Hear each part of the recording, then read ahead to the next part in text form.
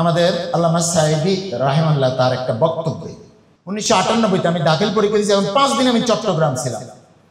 ওই 5 দিনের তাফসীর মাহফিল আমি শুনেছি। সেইখানে তিনি ধৈর্যের ক্ষেত্রে যে একটা গল্প শুনেছেন এইভাবে, আমরা মনে করি সবর হচ্ছে ধৈর্য। হ্যাঁ, ধৈর্যটা ঠিক, কিন্তু সেই ধৈর্যের অর্থ কি? এই ধৈর্যের অর্থ এই নয় যে কেউ আপনার একটা থাপ্পড় মারবে আর আপনি বলবেন ভাই হাতে ব্যথা পাইছেন নাকি, তাহলে আমার আরেকখান থাপ্পড় দিয়ে দাঁত যে কয়টা আছে তাও ফালাই দাও। এর নাম সবর না। সবর হলো বিপদে আপনি হতাশ হবেন না। এই ব্যাখ্যা দিতে গিয়ে আমি একটা স্টোরি এভাবে বলি। এক সাপ নাকি একবার এক পীর সাহেবের কাছে মুরিদ হয়েছিল।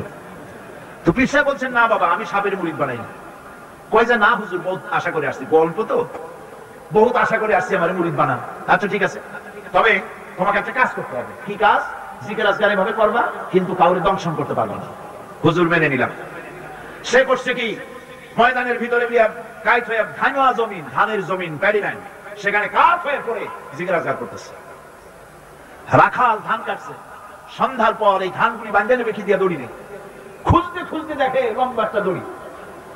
ওইটা যে সাপ সে তো বুঝে না। সে ওইটারে ধরিয়া এরপরে ধানের আটি বাঁধতেছে।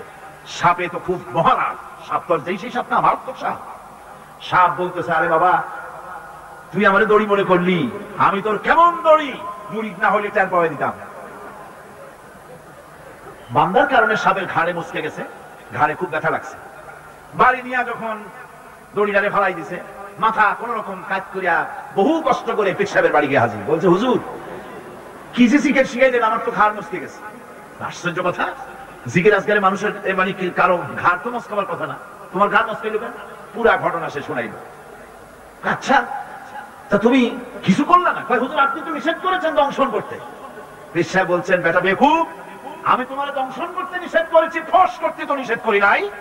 যখন তোমার দড়ি মনে করিয়া হাত গায়ে হাত দিছিল, ফস করে উঠতে 3 লাখ দিয়া বর্ডার পার হয়ে দিল্লি চলে যেত। তুমি ফস করে উঠলা না কেন?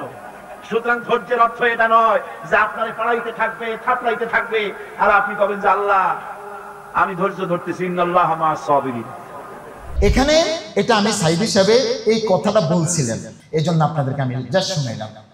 দেখেন, আমরা বিপদ মুসিবত দুঃখ কষ্ট রোগ শোক যাই আসে না কেন, সর্বাবস্থা আমরা কি করব?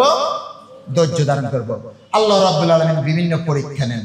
ওয়ালানাবলুওয়ান্নাকুম বিশাইইন মিনাল খাউফি ওয়াল জু'i ওয়া নাকসিম মিনাল আমওয়ালি ওয়াল আনফুসি ওয়াস সামারাত ওয়া বাশশিরিস সাবিরিন। আল্লাহ বলতেছে, অবশ্যই আমি তোমাদেরকে পরীক্ষা করব। খৌফ, ভয়, ক্ষুধা, জানের মালের নোকসানি দিয়ে, ফল ফলাদির ক্ষতি দিয়া, ব্যবসা বাণিজ্যের নোকসান দিয়া আমি তোমাদেরকে পরীক্ষা করব। এই পরীক্ষায় যারা জিতে যাবে, ওয়াবাশশিরিস সাবিরিন, ধৈর্যশীলদেরকে সুসংবাদ দিয়ে দাও, এটা আমার জন্য জমা আছে। দেখেন, ধৈর্য সহিষ্ণুতা আল্লাহ রাব্বুল আলামিন যে পবিত্র কোরআনে সূরা আল বাকারার 153 নম্বর আয়াতে বলেন, ইয়া আইয়ুহাল্লাযীনা আমানু, হে ঈমানদারগণ, ইসতাঈনু বিস-সাবরি ওয়াস-সালাহ, তোমরা কি করো? হে ঈমানদারগণ, তোমরা রব্বে কারীমের কাছে, আমি রবের কাছে ধৈর্য এবং নামাজের মাধ্যমে তোমরা সাহায্য চাও। ধৈর্য এবং নামাজের মাধ্যমে সাহায্য চাও। ইন্নাল্লাহা মা'আস সাবিরিন, নিশ্চয় আল্লাহ ধৈর্যশীলদের সাথে আছে।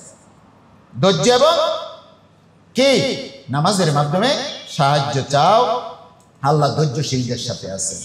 আপনার উপরে শুধু গালিয়ে দিতে থাকবে, মায়ের দিতে থাকবে, খালেদও যাচ্ছে, এটা পরে বলি।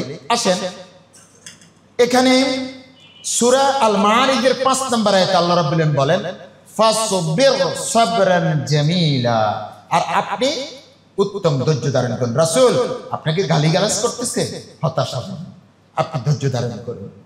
এরপরে সূরা আল মুজাম্মিলের 10 নম্বর আয়াতে আল্লাহ রাব্বুল আলামিন বলেন, ওয়াসবির, আপনি ধৈর্য ধারণ করুন, আলা মা ইয়াকুলুন, তারা যা বলে তার উপর আপনি ধৈর্য ধারণ করুন।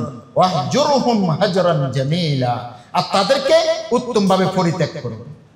আপনি ধৈর্য ধারণ করুন, গালিগালাজ করছে, নির্যাতন করছে, স্টিমরোলার চালাচ্ছে, আপনার বিভিন্নভাবে হতাশ হচ্ছেন, আপনি ধৈর্য ধারণ করুন আর তাদেরকে উত্তমভাবে পরিত্যাগ করুন।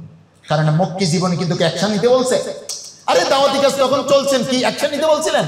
আপনি শুধু ধৈর্যের সাথে কৌশলে কৌশলে আপনি যান, কিন্তু আপনি সারা জীবন ধৈর্য ধারণ করবেন না, সেটাও না। ধৈর্য এবং সহিষ্ণুতা। আসেন এ সম্পর্কে দুইটি কোরআন আয়াত বলি, শেষ করব ইনশাআল্লাহ।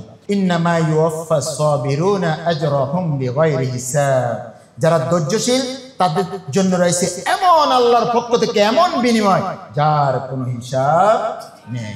অবাশশিরিস সাবিরিন, ধৈর্যশীলদেরকে আপনি কি দেন? সুসংবাদ দিন। আল্লাযীনা ইযা আসাবাতুহুম মুসিবা, যখন তাদের উপর বিপদ আপদ আসে, ক্বালু, তারা বলে, ইন্না লিল্লাহি ওয়া ইন্না ইলাইহি রাজিউন। এই কথা যেন তারা বলে।